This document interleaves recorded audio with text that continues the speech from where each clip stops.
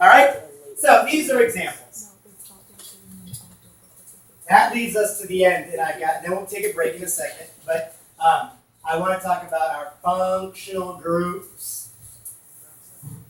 First of all, what are our 4 organic macromolecules? Someone give them to me. Heather, what are our 4 organic macromolecules? Proteins. Carbohydrates. Lipids. Nucleic acids. Functional groups are used to identify and allow those 4 to function. First is the hydroxyl, OH. It is the most polar.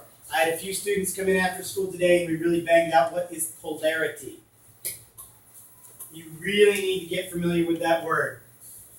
Polarity is the ability for a molecule to dissolve in water, for it to be electronegative, for it to want to gain electrons. Alcohols are polar. Alcohols are electronegative. They attract water molecules. In order to, and when doing so, they are able to dissolve organic compounds. An example would be your sugars. Be careful about OH and dissociation with an acid and a base. Okay? OH is the functional group. It is called a hydroxyl group. It is found in many sugars. It is also found in glycerol, which is a part of a lipid.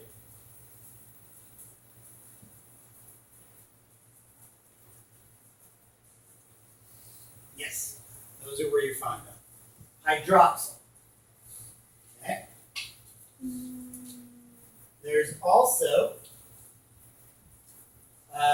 let's just skip to this because this is a thiol. In thiols, that is nothing more than a sulfur group attached to a hydrogen group. So that is very similar to an alcohol. It is found, it can make a protein a little bit more soluble. It's used to stabilize protein. This doesn't make sense. It will in a weak tertiary structure. So it's very similar to an alcohol. Ethanethiol is an example of a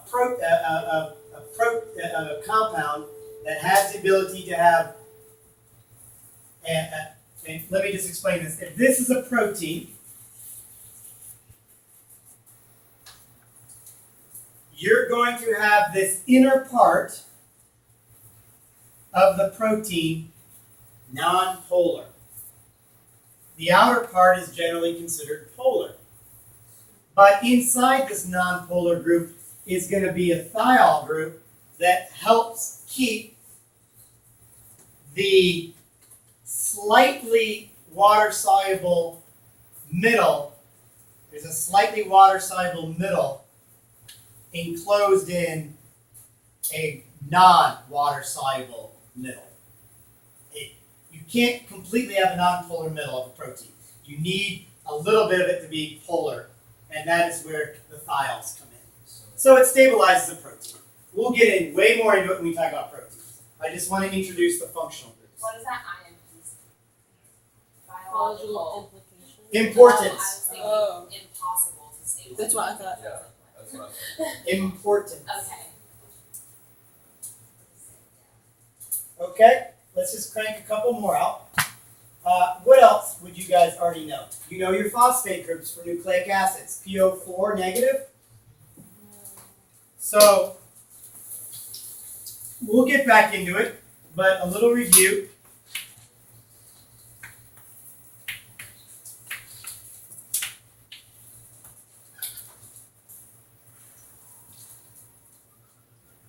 One of these is a double bond. There we go.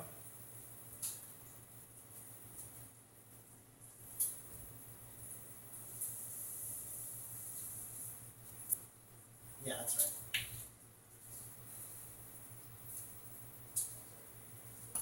really negative.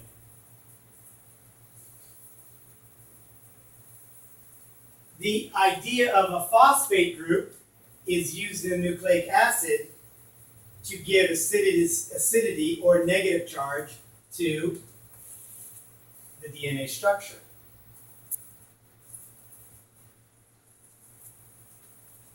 So it can also exist as this.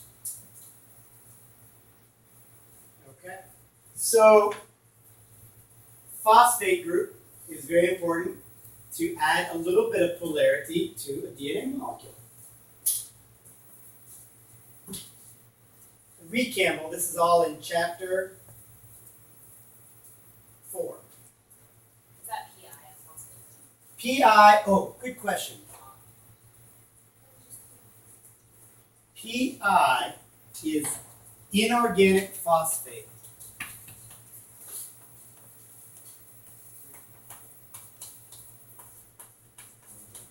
Phosphate normally non-organic? Okay? And the PO4 negative is the organic. Yeah, like what's the difference between organic phosphate and inorganic phosphate opposed to what? Organic phosphate? Yeah. What's the But difference? do they have the Why same do you PO4 say- negative? Well, because this is going to be connected to a carbon molecule. Okay. So it's attached to a carbon. And that's part of DNA. That makes it organic. So when it's by itself, it's not organic. Yes, when it's only attached by itself, PI, inorganic phosphate, yeah. And the implication of that is that inorganic phosphate can actually exist in a solution by itself. Regular phosphate needs to be attached to something else. Okay? It's like potassium. Potassium can't exist in your body unless it's in an ionic form. Or sodium. Okay, let's go back to this guy. This is carboxyl groups. Carboxyl groups make a molecule electronegative. It has the formula that looks like this.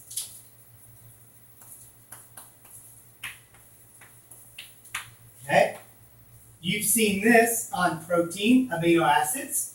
You've seen this in lipids with the fatty acid attachment. And you're going to hear a lot more about this. I'm just introducing this. But once again, if someone's been up on the reading, this should make some sense. Is this making sense to anyone? Okay? I am not making any of this stuff. Alright, so this can make a molecule, a compound, more polar. It can help reverse a reaction. It can release hydrogen ions into solution. Going back to honors biology, what structure am I making right now? There's the carboxyl group.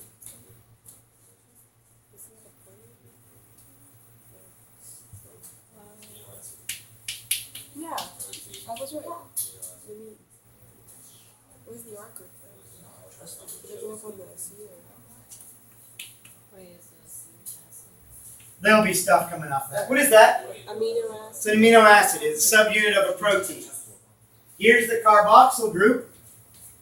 That makes it acid, acidic. Wait, what? This Nitrogen? NH, this NH, NH is this guy. An amine, or an amino group, amino acid. Amine acid, yeah.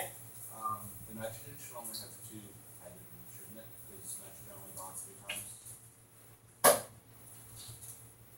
That's already gone to this. And plus it's a hydrogen board, it's an NH2 group. It can exist like this. This is a hydrogen ion that is attached to it temporarily. It can exist like that because, well, there we go. Sorry. It can exist like that. So an amine is NH2 then? And the amine could be NH2, could be NH3. All right, there we go. That's more stable. Okay. All right, so we have a carboxylic group and we have an amine group. Amine groups also add polarity. This is the alpha carbon. These would be side chains or side groups. Usually that's an H, and this could be whatever. They designate that R, side groups. This makes it basic. This makes it acidic. Proteins are very versatile. Wait, is the COOH the carbon? Yes, COOH, COO. Knowing your functional groups is important in biology. We're going to talk about them a lot, especially during genetics and DNA. I got just a little bit more. We've got to hit 2 more.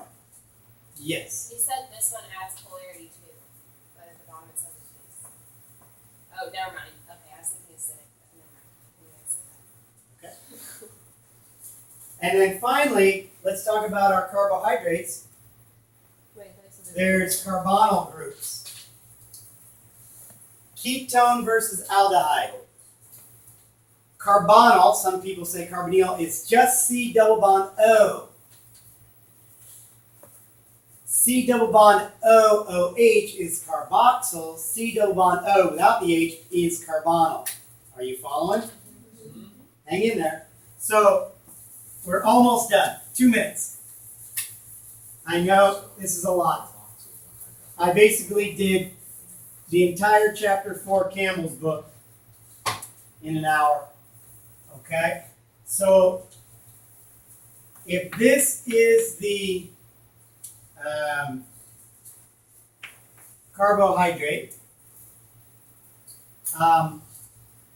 just template form, CH2O, but we'll get to the CH2O later.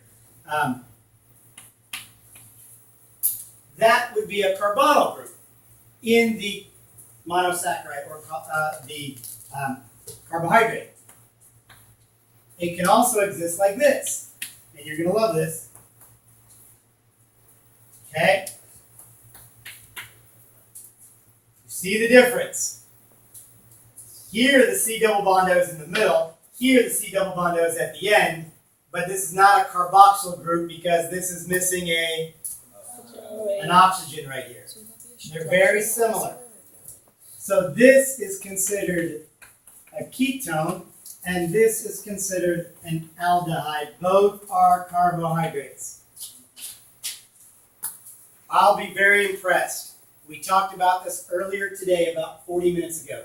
What's the difference between this and this? These two are what to each other? Hunter, what type?